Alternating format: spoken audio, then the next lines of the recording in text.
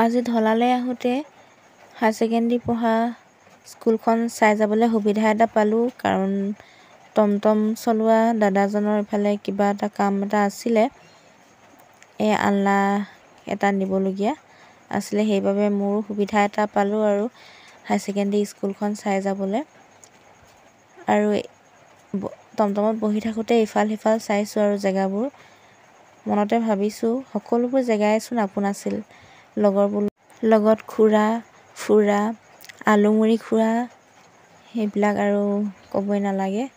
আৰু দূৰৰ পৰা চাই ৰৈছোঁ স্কুলখন। আজিও গেট খোলা আছে, কিন্তু আনদিনাৰ দৰে যাব নোৱাৰোঁ স্কুললৈ, কাৰণ সময়বোৰ ৰৈ নাথাকে।